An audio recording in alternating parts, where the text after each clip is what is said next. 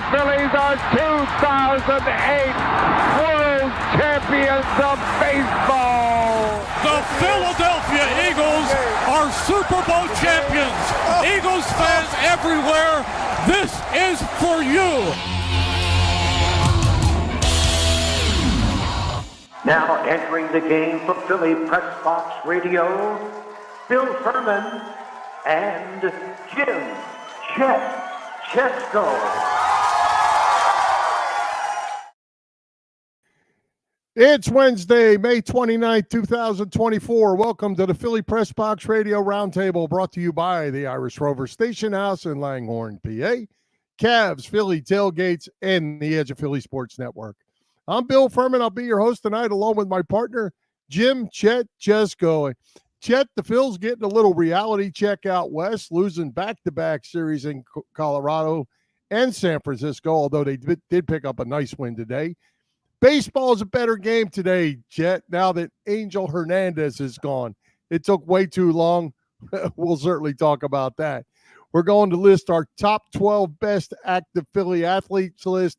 That's going to be a lot of fun because I already know you don't know what you're talking about. The Indianapolis 500 is right up there near the top of the list of events I've ever attended. Man, it was a lot of fun. And we have a big announcement tonight regarding our 500 show coming up. As always, there is plenty to talk about in Philly sports. Yeah, you've said it, a bunch to discuss this week, Bill. We will talk lots of Phillies, of course. They struggled a bit of late, as you have indicated, but they are still sitting pretty atop the NL East. We will reflect also a bit on the late, great Bill Walton on the show tonight. What a player, what a broadcaster. And yes, we will definitely have some fun and likely a disagreement or two when we talk about our respective top 12 active Philly athletes later in the show. So it's going to be a good one. Looking forward to it. And we have a great guest tonight making a return visit to Philly Pressbox Radio, and former Phillies no-hit pitcher Tommy Green joining us. Yeah, we do. Always fun to get Tommy's insight on all things Phillies, and there's certainly a lot to like about the team this season. So maybe not so much about this West Coast trip, but they're coming back home now. So let's get to it, Bill. They're going to be fine. Let's welcome back Tommy Green to Philly Pressbox Radio. Tommy, welcome. How you doing, guys? Glad to be back on with you again. Hey, Tommy, good to see you, man. Yeah. Phillies were so hot for several weeks. Then all of a sudden they go out west, lose 2 out of 3 to Colorado. They always seem to have trouble in San Francisco at Oracle Park. I think they had lost 9 in a row before today. But what do you make of this team so far this year? You know, up by, 6 games or whatever in first place in the East. What do you like about these Phillies?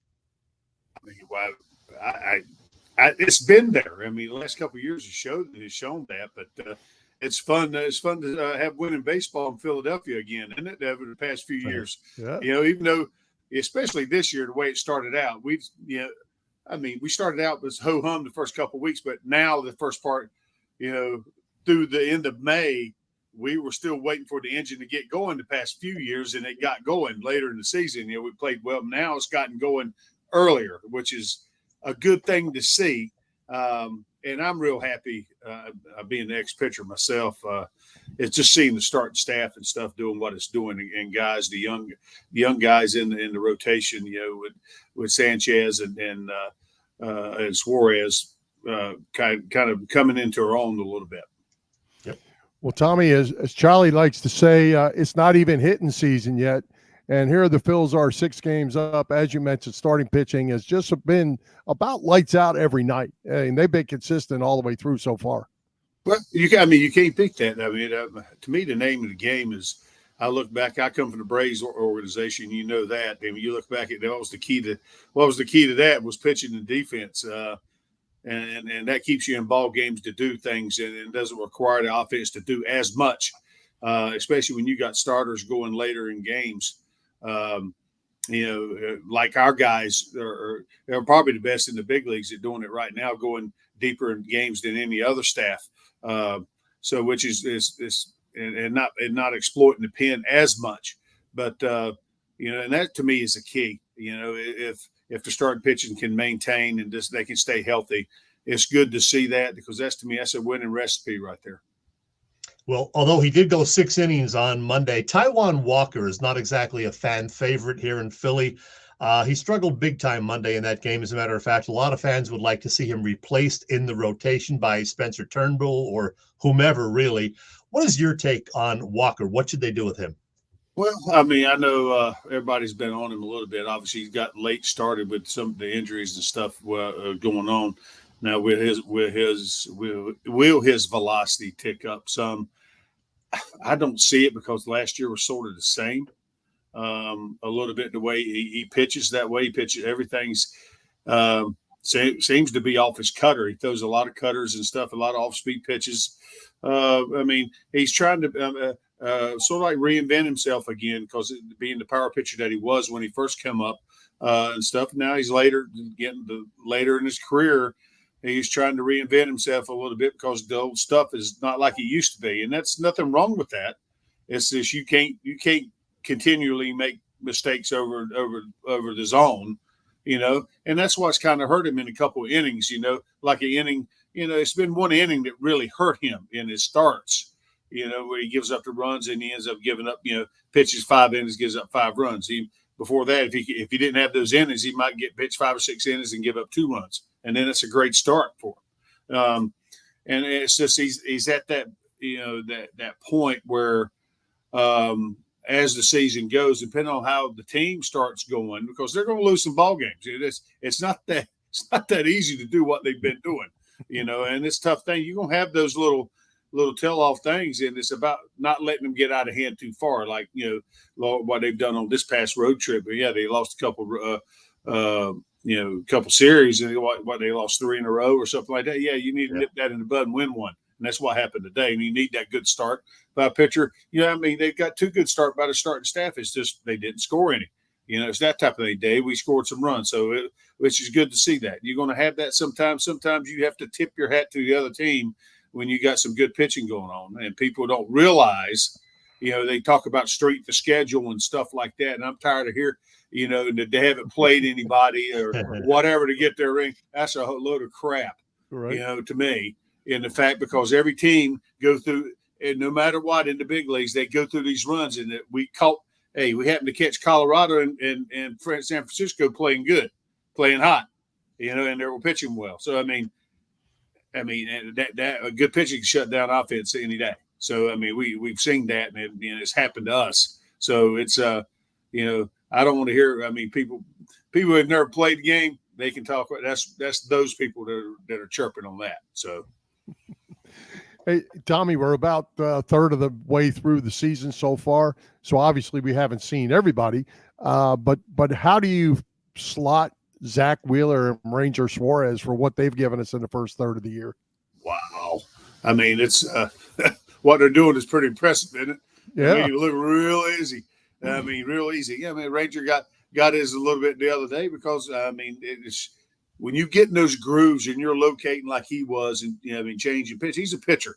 And he doesn't necessarily regret, and he throws pretty decent too, as far as velocity-wise at times, but, he's a pitcher. And this goes to show you when you get out of whack just a little bit and you follow and he walks some guys and he puts you in a situation when you got more base runners on than you're accustomed to. Only, little things can happen like that. And he had one of those outings the other day a little bit. But and Wheeler's had one of those early. I mean, but you tell me out of your first 10, 11 starts of the year, you have one bad outing, I'll take that. That means you're going to have 3 all year.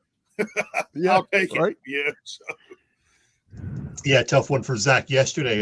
7 shutout innings and they couldn't score for him. Oh, well, that happens. Well, hey, bottom line is, I know as me, when I went through stuff like that, all I cared about was the team winning the day I pitched. Yeah. That's a reflection on me. Now the team deserved to win that game, but you got to tip your hat to the other team too. They throw some goose eggs up there too. Their pitching staff did a pretty good job too. So it's good to see those type of games sometimes, but I wish we'd come out on top of it. Well, they've been doing this, the Phillies have, with Trey Turner on the shelf the last 4 weeks or whatever. He's likely going to come back pretty soon. And then they have a real tough decision to make when he does, because somebody's got to, leave to make room for Turner. Is it going to be Whit Merrifield? Is it going to be Johan Rojas? I don't think so. Is it going to be Cody Clemens again? That's the most logical thing. What do you see happening when Trey Turner comes back? The crystal ball, man. That's what makes this game so tough. if you just go on this on what you've seen playing, I think Merrifield's the odd one out, just by numbers, just by going up. But they paid him a little bit of money, not a ton of money, but but Cody Clemens has done everything you asked him to do. Man, he's been a little spark plug, and what more could you ask for now? But the veteran guy that's done it around with Merrifield, I don't know how he's in the clubhouse and stuff, and that factor comes into play too. But bottom line, it's about who's giving them what they need. Clemens can play different places. I don't know if Clemens can play the out. I think he's just the infield guy. Like he played third the other day, which was, that was awesome. I thought what he did over there was pretty good the other day.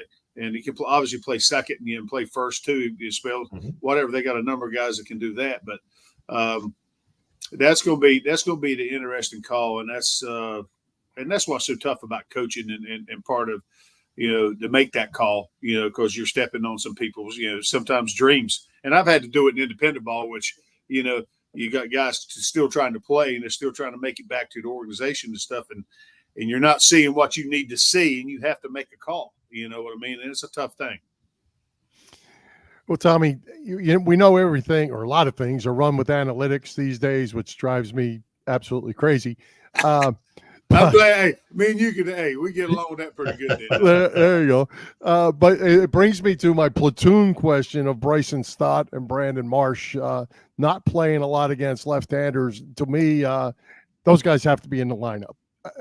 Am I missing it? I agree with you, because they're, especially, I can understand giving a day off. Like, Stott plays a lot, but that guy can hit. And just because sometimes facing a left-hander, as a left-hander, you either get on the horse and you lock in and get better and get your nose in there a little bit more and get out of that bad habit. It's sort of like, watching Gwynn and, the best in the business used to do it, Gwynn and Bonds and stuff like that. That's all they used to face all the time during the off season. Look at Harper. Harper, he goes through his spells, but Gwynn and Bonds and them, they were the best in the business. I think if you can emulate what they did a lot, and that's the way I think they looked at it. They loved, lefties was just another guy throwing a baseball to them. That's about, and that's the way they took it, so, but if you want the guy to be your regular second baseman and your regular outfielder, I think this guy's got a chance. Marsh has got a chance. Obviously, he's a big dude with chance, with power, and to continue to grow. And I think the more he faces left-handers, the better he's going to get. But it all comes down to the analytics, and that seems to be key. We get started on that, we can go down a rabbit hole, man. That's right. Well, Tommy, before you became a Philly, you were with the Atlanta Braves, of course, before you joined the Phillies, and the Braves have had some real tough luck this year with injuries. That's bad. I hate that. Yeah. Oh yeah, we all hate it.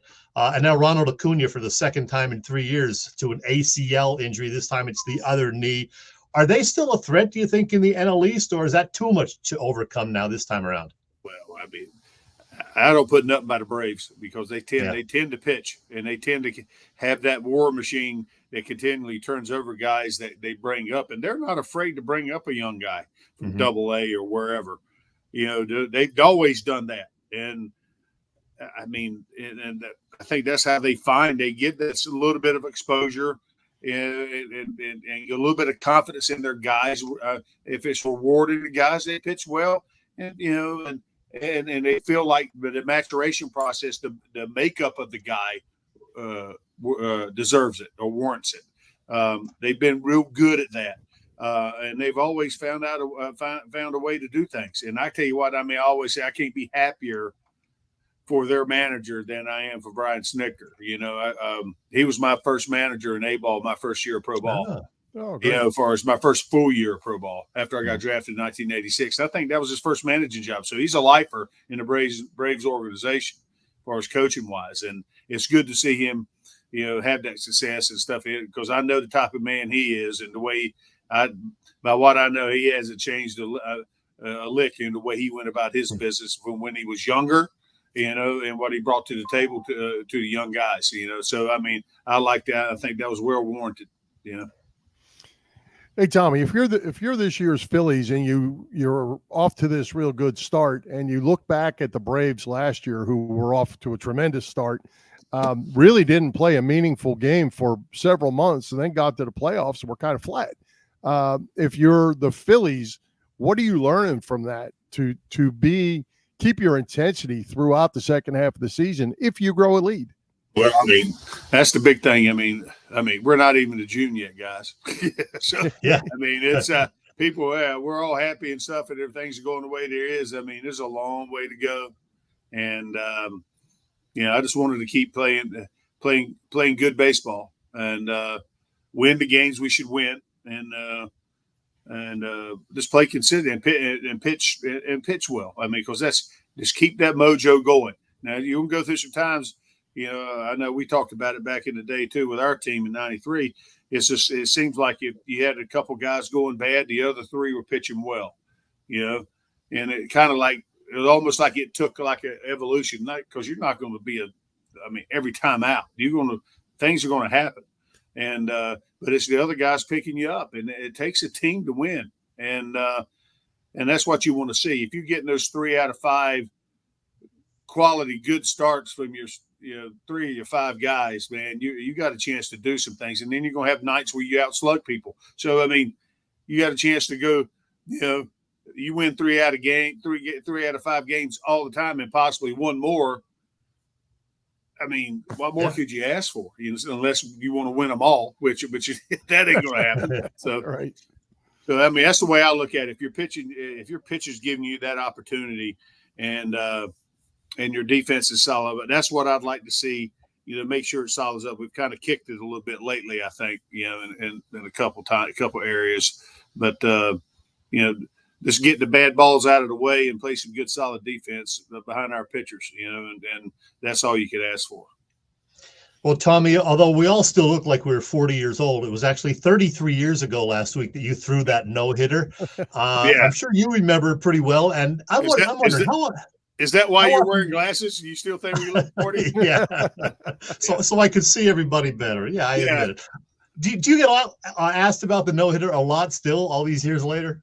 Yeah. I mean, that's what's so great about Philadelphia, the fans. I mean, they remember all their sports, things that happen, big in each of the sports, with basketball, football, baseball, and so, I mean, it's a credit to the fans and their passion.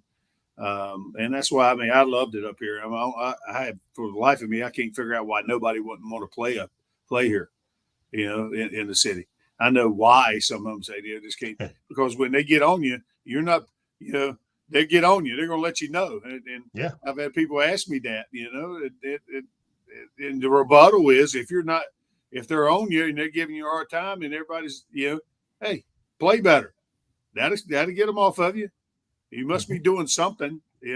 That's the same thing with Walker's going on there. I mean, it's I haven't heard him say anything, which is great. You can't say nothing. You can't make excuses. They'll kill you. But it's the thing. You're just going to have to figure out a way to keep riding that train, and then hopefully you get it going in the right direction for you a little bit, and not making the mistakes that cost him runs. And I mean, they see him start doing that, and he rounds off a couple, 3, 4, 5 outings that he gives you good starts, and you won't hear that mess too much. Mm-hmm. Yeah. Well, you mentioned Philadelphia fans. You've made Philadelphia your home, and you're all over the community doing a lot with the Darren Dalton Foundation and a whole lot of other things. Tell us something about that. Well, I tell you what, I couldn't be prouder to be a part of Darren's foundation and be one of the. As a matter of fact, I was probably the first ambassador of it, and to have a role to try to help move forward and grow what he wanted to grow, him and Amanda and Brett Dado started, for that vision to help the people, the families that are going through, having to go through this awful disease with their loved one. Anything, and that's what the foundation does, is help, monetarily, with the day-to-day living expenses and stuff, with the people that are going through this, if they qualify for it. And So that's what we're trying to do, is trying to make a big difference in that and grow it. We talked about a little bit at off air, we're trying to do more events. We got a big golf event on Columbus Day and that weekend with a celebrity bartender attending event at Live Casino on Sunday before Columbus Day in October. And that's our real big event that we have in golf on Monday at Huntington Valley. And that's always a good turnout for that. But this year we're trying to do more events, have little satellite events, as far as golf stuff. And we're having, as a matter of fact, we got one coming up. I think if you can go to DarrenDaltonFoundation.org on the event site, you'll see some of the dates and stuff. I think one's June 10th that we're having at Yardley. I think that one is sold out now. We're having another one up at Elkview, up in Scranton. It's a little bit north of Scranton. I think we're outside. That's where Brett Datto, the head of the foundation, is from. We're trying to get more people involved up there. And that turnout's looking pretty good. And also we're going to have one August 12th at Glen Mills. As a matter of fact, I'm going out there to play tomorrow with one of the foundation board members. So, I mean, we like to play golf. We know a lot of guys like to play golf. We're just trying to, do the little things and get more people involved who like to play and try to raise a little money while we're doing it. And also, I mean, we have some other events too. As you see, you go to the website, we have another big event down at a pretty good size event we started last year at Chesapeake Inn down in Chesapeake City. And we have down there with John Marco down there. He's been a godsend to come onto the board and open up his facility for us to have and try to raise money down there for that. That was a good event down there. People really enjoyed that. So we're just trying to get a little bit bigger, doing things and growing things, and so we can make a difference in people's lives. And all of that information is DarrenDaltonFoundation.org if anybody wants to get involved or find out more information. So one final thing, Tommy, regarding those events, besides yourself, a whole lot of ex-Phillies and 93 guys. You have a whole bunch of participants now, and some other sports as well, right? Yeah, I mean, they brought on the board, with ambassadors, and being ex-players, over the years now, with the ex-teammates and some a little bit more current guys, through the years, that on board. They'll have a list under, under the website, probably under the meet the team type thing. You can go up underneath to look, and see the board members and that type of thing to get to know some of the people that are involved,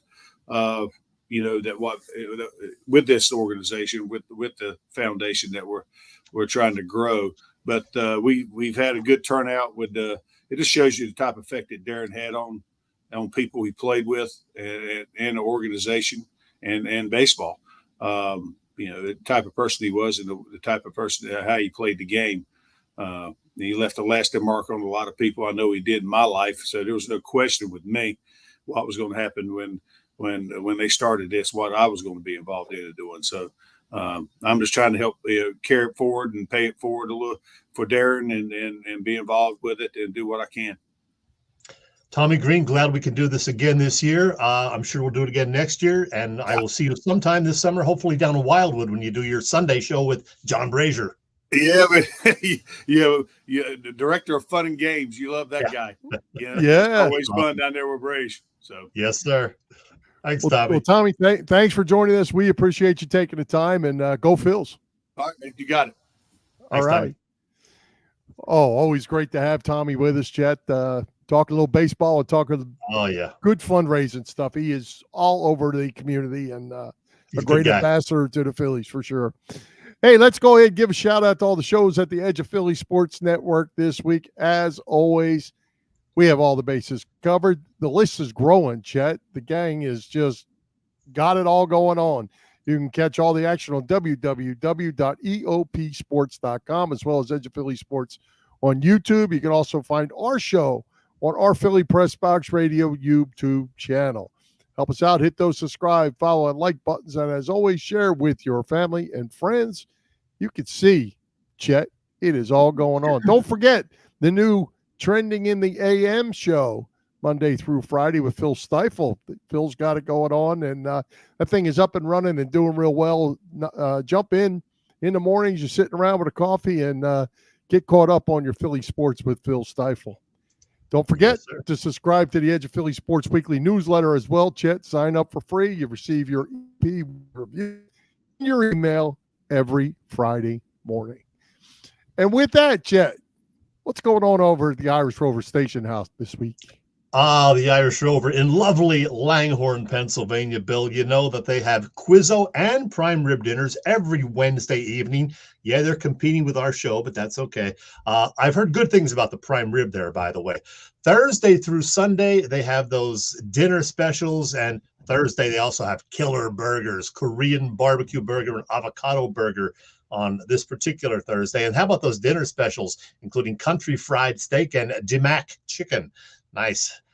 Next month, one of their big annual events, that is the Father's Day car show. They do it every June on Father's Day. Go figure. Always a great event. I've been there 3 or 4 times for that. And yeah, it's a lot of fun, especially if you love checking out classic cars. The Irish Rover Station House is on Bellevue Avenue in Langhorne. Check the website, irishroverstationhouse.com.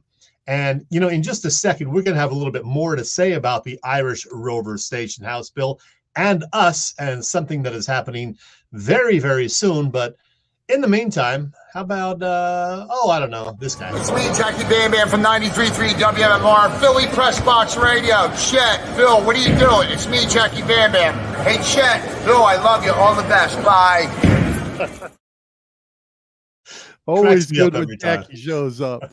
Hey, but speaking of the Irish Rover, Chet, I can't wait anymore. I'm excited about it. It's our special 500 show announcement. So let's get to tell us what's going to happen. Let me find all the appropriate things to include. Oh, there they are. Okay.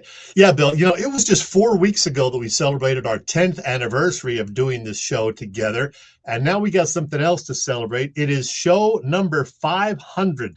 That's coming up in June. We normally do our shows Wednesday evenings, as everybody knows, but as was the case with a few other special occasions, we're going to do number 500 out with the people on a Sunday. Our 6th on remote show and 4th one at, yes, the Irish Rover Station House. In fact, we did number 400 there just about 2 years ago. I remember it well, with Big Al and Joey Sheeran there to help us out. That was 2 years ago in July. What a good time that was. As special as that one was, well, hey, number 500 is going to be even more special, Bill. So we're going to bring out some big guns to join us on the afternoon of Sunday, June 23rd at the Rover. As most Philly sports fans know, Bill, it was about 10 days ago, May 19th, that they marked the 50th anniversary of the Flyers Stanley Cup, the first Stanley Cup. With that in mind, we're going to have a couple of guys with us who were big parts of that whole Flyers time period. For example, we are going to have Flyers longtime PA man, Lou Nolan, in the house at the Irish Rover. Lou put out a great book 6 or 7 years ago, If These Walls Could Talk, Philadelphia Flyers, and he's been a guest on our show several times. But also joining us at that event, get this, Joe Watson, the legendary Flyers defenseman and a member of the Flyers' 2 Stanley Cup winning teams. Joe Watson, who a few months back put out his own terrific book, Thundermouth, Memoir of a Broad Street Bully and NHL Lifer. You know, Joe is 80 years old, but he is still going strong. I talked to him today, as a matter of fact. Just a fantastic guy to be around. He has several great stories, as you would expect, and is an all-around great guy. We're not done yet, Bill. We also have, I don't even know if you knew about this one. We have this guy joining us, Jim Jackson. Nice. He is the Flyers' longtime broadcaster on television. And like Lou Nolan and Joe Watson, JJ is a super guy and very personable. So here's the deal. We will informally start the afternoon's festivities on June 23rd at 1:30 p.m. at the Irish Rover. And then we will begin our live broadcast at 2 p.m. And it is going to be a fun afternoon. Yes, it will. And then I assume, will Lou be selling his books? I think Joe will have his books. Joe definitely will. I'm hoping Lou still has some copies of his because it's a great read. And it's one of those nice, easy to read books because there are different chapters that you don't have to, read it all at once. I love Lou's book, and I haven't gotten Joe's yet, but I'm going to get Joe's tomorrow night. So I'm going to read that in advance. I was going to get one when I was there. There you go. Here's the little thing that I made up, and Big Al's going to make us a nice fancy graphic because he's the Photoshop expert. I'm not. I just slapped this together yesterday. Tells you all about it right there. Sunday, June 23rd, 1:30 at the Irish Rover. Lou Nolan, Joe Watson, Jim Jackson, you, me, Big Al, and hopefully dozens or maybe even a couple hundred of our viewers and listeners will be joining us on the 23rd. That will be a ton of fun. And so we're going to be sure I know what your plan is since I'll be the last. Well, we have to talk about it. We will plan this in advance. So we're going to come on live at 2:00. Is that the plan? And then we'll be on for a little more than an hour. Joe and Lou will be there at 1:30. So if people want to say hello, buy the books, maybe, do a little photo with them, they can do that before they sit down with us. Joe has to leave at 3 p.m. So he's going to be there 1:30 to 3 because they've got their own golf tournament the next day. And Joe's got to go down the shore to help set up with that with Bob Hound Kelly. So Joe's got a lot going on. He's an 80-year-old guy, but man, he is busy. And like I said, just so much fun. So 1:30, they will be there to say hello to people and sign some books, sell some books. And then we go on the air at 2:00 and they will join us for a bit. Okay. And we'll stay on until we're done, right? Basically. We're staying on probably till 3:30. We're probably looking at 90 minutes, you and me and Big Al. That will be a blast. And Jim Jackson joining us for the bulk of that too. Can't wait. Can't wait. Great stuff. Hey, and so talking about things that make me happy, we are done with Angel Hernandez. I don't know what took so long, but I'm glad he's gone. It could not have happened soon enough.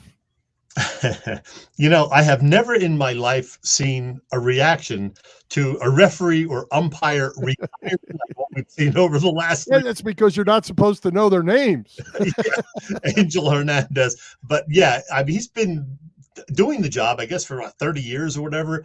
But the last few years, he's been in the spotlight quite a bit for all the wrong reasons. Basically, if you are an umpire referee, you don't want people to know your name. You want to be doing your job and nobody saying anything about it.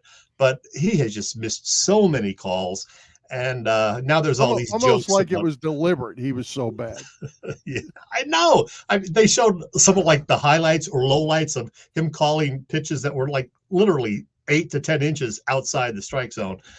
Yeah. Well, there was an at bat last time he umpired. He's been out for a little bit, but a few weeks. And I want to say it was a guy on the Texas Rangers, young guy, might even have been his first at bat.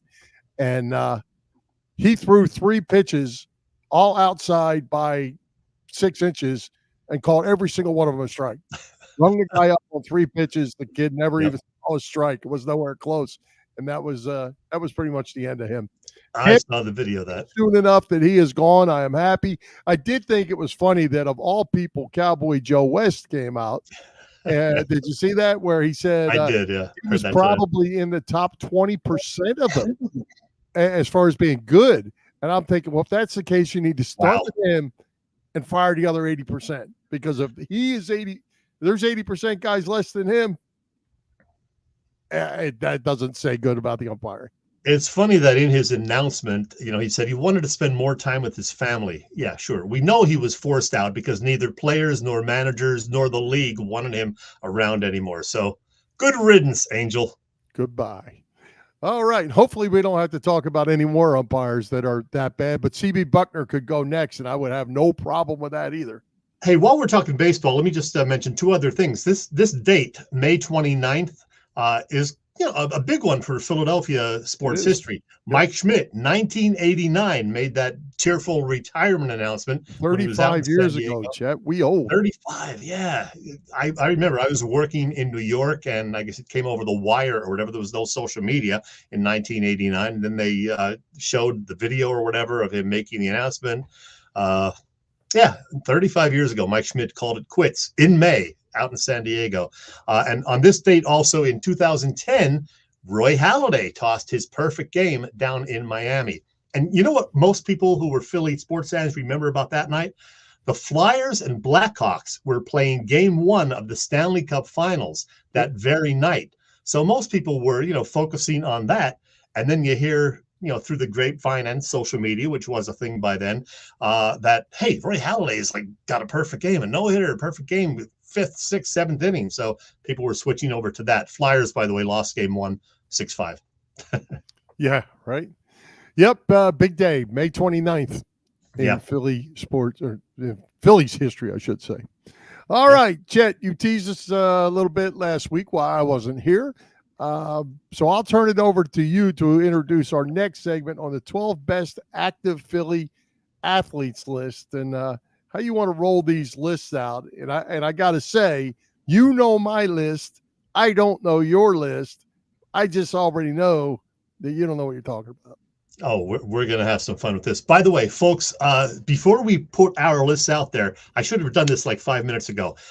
Give us your top 3 active Philadelphia athletes. They have to be on an active roster of one of the big 4 teams. We don't know soccer, so don't put a soccer player in there. So does it have to be your best or your favorite? Or Well, that's the thing. It's up to you. It's not your favorite. It's who you think the very best players / athletes are right now in Philadelphia pro sports among the Eagles, Flyers, Sixers, and Phillies. So a lot of candidates, obviously, maybe not so many for the Flyers, but so give us your top 3, folks, and we'll check those comments as we go along. But here's the deal. This was a big discussion topic last week on 94 WIP. And I mentioned it in passing on our show last week when Bill wasn't here. You were off traveling. And I figured it was something that you and I could have some fun with this week. Here's the thing. Most people do top 10 lists, but the WIP afternoon guys, Ike, Spike, and our buddy Jack, decided to do one better and have a top 11 list. Kind of weird, top 11. Well, with that in mind, we decided we're going to up the ante and make it an even dozen. So top 12 active Philadelphia players for you and me, Bill. And I actually just put mine together late last night / early this morning. It was about 1 a.m. that I did this, believe it or not. As for what is meant by best, like I said, it's whatever you want it to mean. Are they the very best at the job they're doing? Are they... It's not the most fun to watch. It's not who your favorite is. It's the quality of the player. So keep that in mind. And hopefully it'll be interesting to see how our lists compare and how our listeners think we did with the list. But before we get to ours, Bill, I want to show you, this is the WIP afternoon hosts and Howard Eskin, how they did it. And note that Howard went 1 to 11, whereas everybody else went 11 to 1. So we had Bryce Harper from Ike Reese, Bryce Harper from Jack Ritz, number 1. Spike Eskin went with Joel Embiid, number 1, Bryce Harper, number 2. Howard Eskin, Lane Johnson, number 1, Tyrese Maxey, number 3, Joel Embiid all the way down at number 8.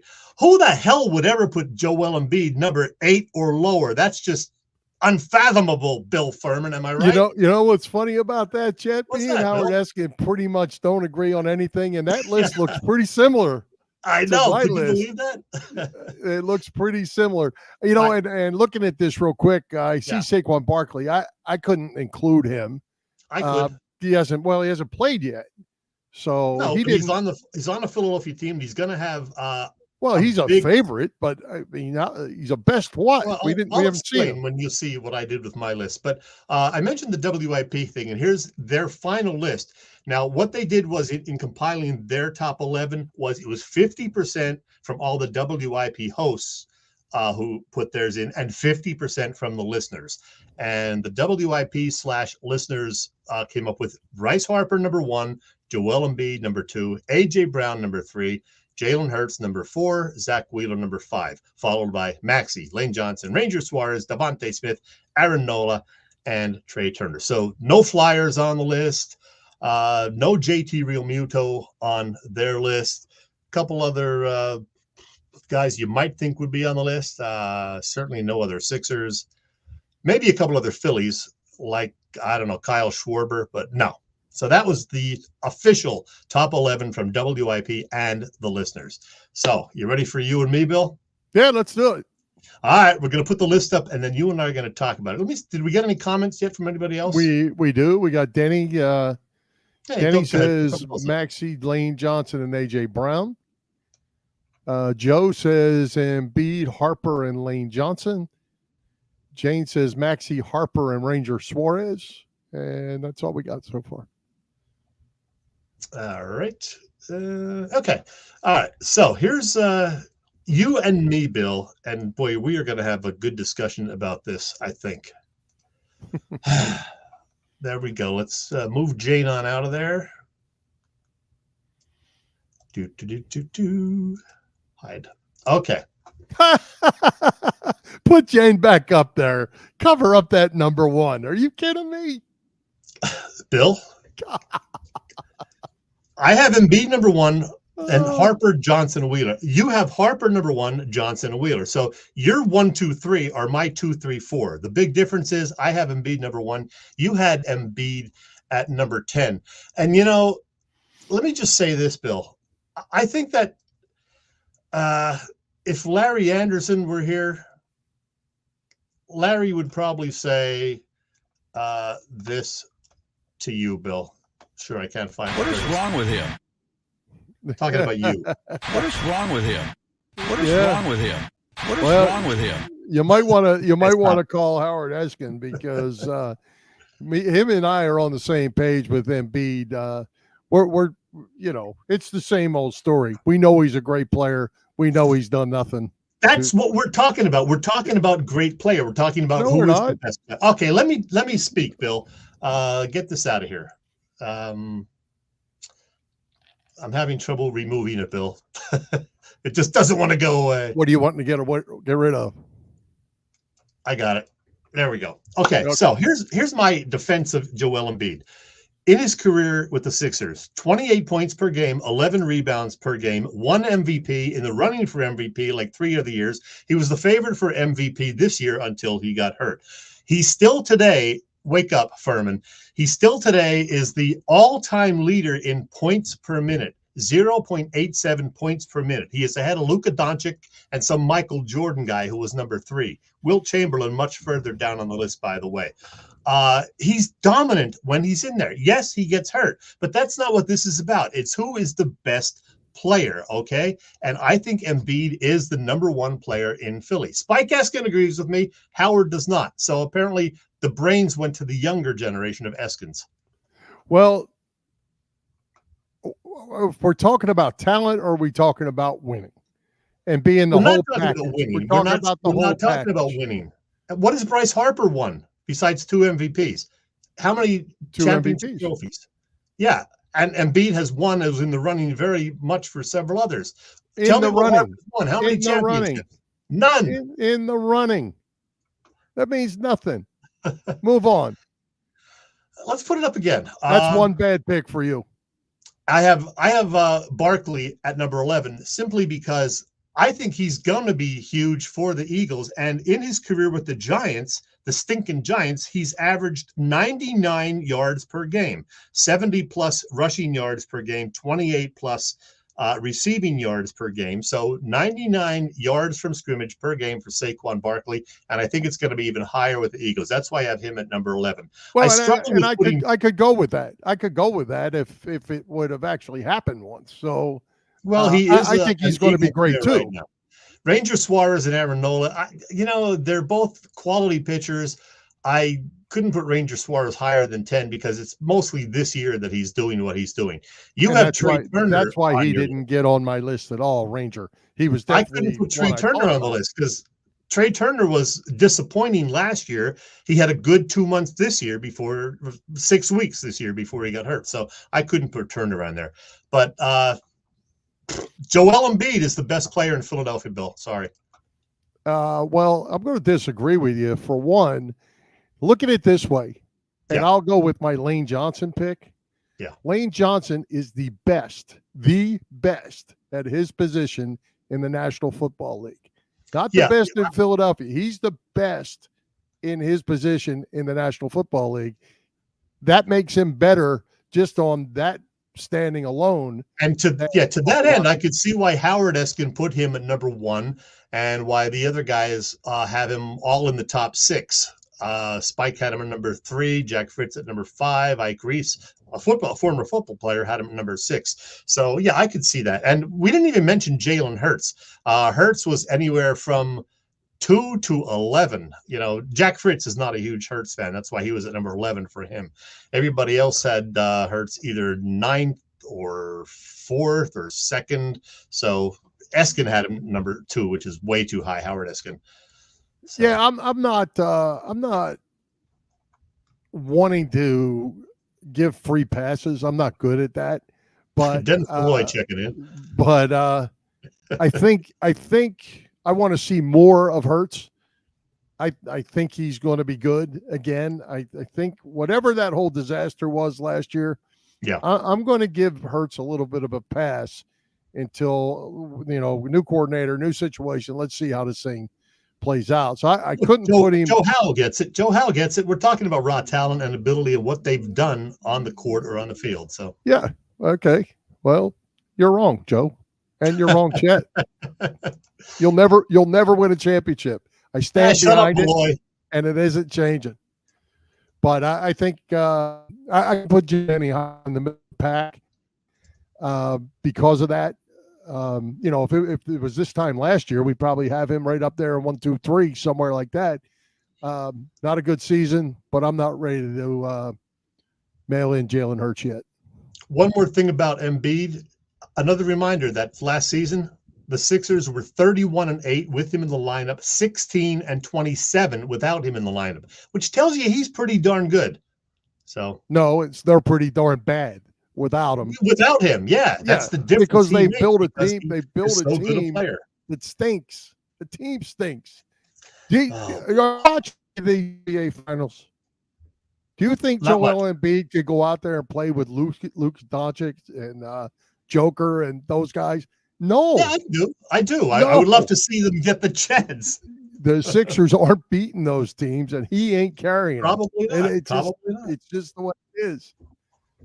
Who else you got on that list? What do you want to know? Who else you got on that list that I can make fun of your list? You and me? There you go. AJ Brown, good. You got that one right. Jalen, Maxey, Devontae. Yeah. You had Landon Dickerson. I don't watch the offensive linemen as close as you do because you're an old line guy. So I know Dickerson's supposedly very good, but I couldn't tell you how good he is. Well, and I went with Landon Dickerson because in his 2 full seasons, he's been named to the Pro Bowl both times by his constituents. So I'm putting him in there. I actually, in my very first list, I had Jordan Mailata in there too, and I moved him out but I left Landon in there. That's for sure.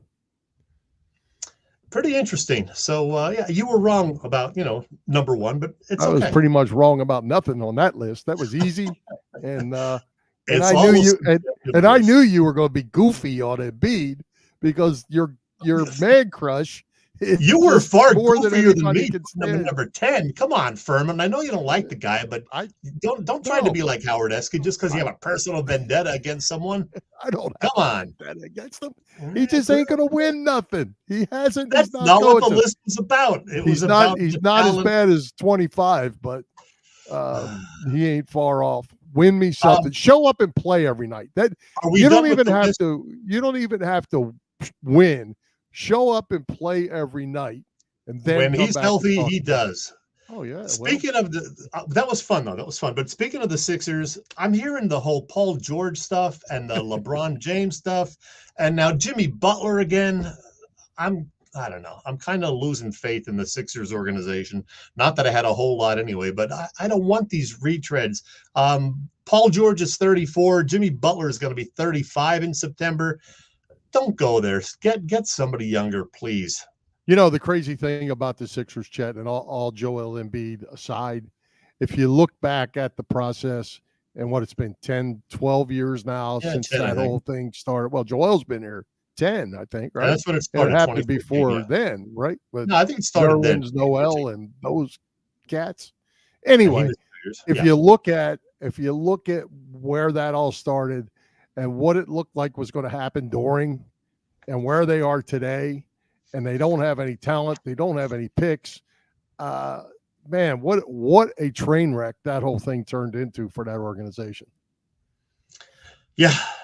Hey, real quick, Bill. I know it always feels like summer down in Florida, but the Memorial Day weekend is officially, or the unofficial start to summer up here in the Northeast. So let me ask you, are you a beach guy? No. I've actually gotten better with the northern beaches, but like today down here, it was 104. It was 99 and felt like 104. You can go sit on the beach and just pour sweat sitting under an umbrella. I got no interest in that. I do better now that it's a little cooler up there. I can sit on a beach better up there than I can down here. Today was beautiful. It was like low to mid 70s and partly sunny. It was beautiful. Yeah, but somebody posted this on Facebook the other day. What is the preferred hot dog for you cooked on the grill? What is your choice, Bill? I go around 5. Oh, wow. See, we agree on something. Number 5 for me as well. I could do 4, I could do 6, but 5 is the sweet spot right there. Yep, Secondly, yes or no? Ketchup. No. I'm a ketchup guy, not a mustard guy. I know I'm in the minority. You are. Don't kill me for that, folks. Yeah, that goes with your Joel Embiid pick. See, people are learning a lot about you right now. Yeah, they are. What do you want to know next? We had a great guest tonight at Tommy Green. So tell me who's coming to Philly Pressbox Radio next week. Well, Bill, just confirmed about 2 hours ago, we will be joined by this guy. You hear him most weekends and occasional evenings on 94 WIP. In fact, he's on the air right now, Wednesday evening at WIP, which is why he couldn't be here tonight. So he's going to be here next week. He does some network stuff, too. We can talk about the entire Philly sports scene and beyond with the great Jody McDonald, Jody Mac, the Mac Man. A good time promised for all. All right. Sounds good. Hey, I got to tell you, I had the opportunity to go to some pretty cool events in my time. And the Indianapolis 500, Chet, is right up there near the top of the list. It is truly an event. Who's that young guy with you there? That's young Bill with more gray hair than the old man. We always laugh about that. Yeah. I told him it's from living a clean life and not so clean a life. But I tell you what, it was fun. We started the tailgate about 7 o'clock. The whole town, the town is called Speedway, by the way. Oh, okay. Yeah, where the track is, and it is right and in it the rained middle all of day. town. Well, it rained all. Well, it didn't. As we sat at the house, all the houses in the whole town are decorated in race stuff. Every yard is a parking lot. Everybody gets paid for somebody to park in their yard. But we had a house to go to that was a host, friends, and had a big tailgate. And then just as we were about to go to the track, we got word that the lightning was coming. They were going to empty the track back out. So we had a 4-hour tailgate delay. A rain delay. So we had to extend the tailgate for about 4 hours. Went to the race, 350,000 people there. And it was just really, really fun party. Good time. Glad I got to do it. And glad got to do it with my son as well. So that was neat. Very nice. Yep. So, hey, what else we got? Bill Walton. Let's talk about Big Red. Who? Bill Walton. Oh, I'm thinking Andy Reid.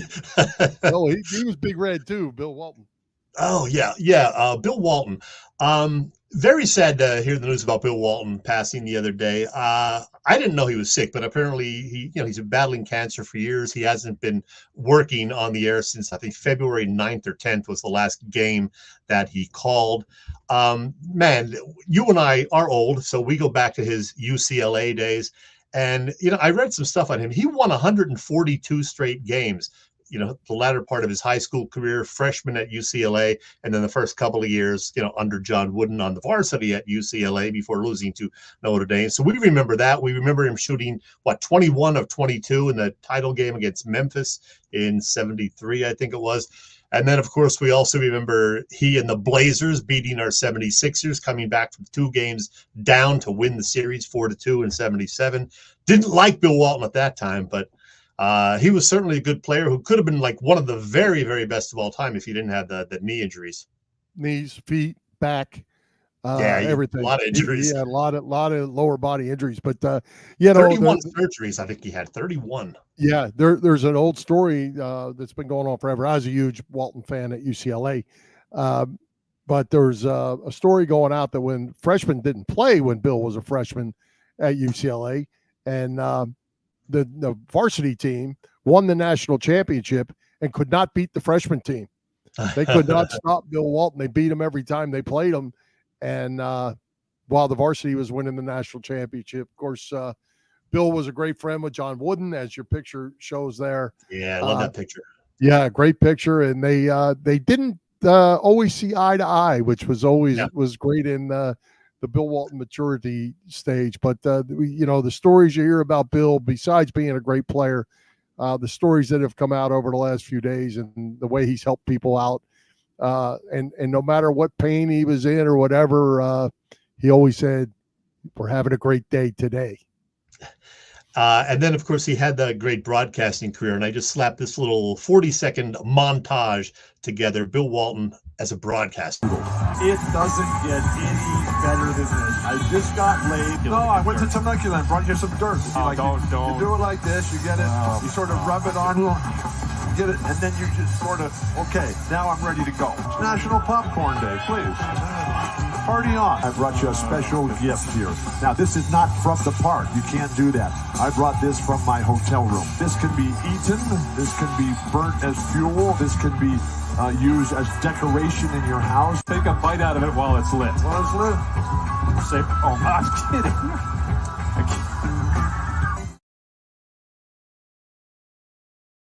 Good stuff, huh? Yeah, good stuff. And sadly enough, the National Memorabilia Convention coming up here at the end of July, Bill was scheduled to be there, and obviously he won't. But he was there in Atlantic City a couple of years ago. Great with the fans, just always a great guy. And I even have a couple pieces of memorabilia of Mr. Walton. So a couple other things. The sad news about golfer Grayson Murray, suicide, 30 years old over the weekend. That was very sad to hear. He battled depression and, had spoken about the pressures of golf. And we learned today that Scott Fransky's father, Robert Fransky, 91 years old, passed away early today, an Air Force veteran. He fought in the Korean War. So our thoughts go out to the Fransky family on the loss of his father. Yes. Absolutely. One other thing, one of our viewers, listeners, a guy by the name of Joe Kane, had some serious surgery this morning. So we wish Joe well. Joe often messages me, during the week saying, "Hey, caught your show on delay the other night. Great show." So we wish him well as he recovers from surgery. Yes, get well, Joe. Don't forget, since everybody's making a comment about it, that Bill Walton was the number one Deadhead. Yeah, the number one Grateful Dead fan. Saw 900 and some concerts or something like that. So he will certainly be missed. One other thing we forgot to mention: Cavs Philly tailgates. Yes, terrific catering business, 30 plus years. We know Cav. Tailgate parties, a 3-time winner of Philly tailgates, Jack Daniels Great American Tailgate Party Contest, past winner of the Philly Daily News Tailgate Award. Also, they do corporate events, parties, you name it, lots of graduation parties this month and next. Cav is a great guy. Check the website, phillytailgates.com, for more info. And if you have questions, email them at cavscatering@verizon.net. Cavs Philly Tailgates is the way to go. Hey, Chet, just reminder, Saturday, June 1st, this Saturday is Delco Day being held at JT Brewski's, 510 South Oak Lane, Oak Avenue in Clifton Heights from 2 to 2. And Chet, I learned something, and there you go. I talked about it last. I know what you're going to say. Haberset.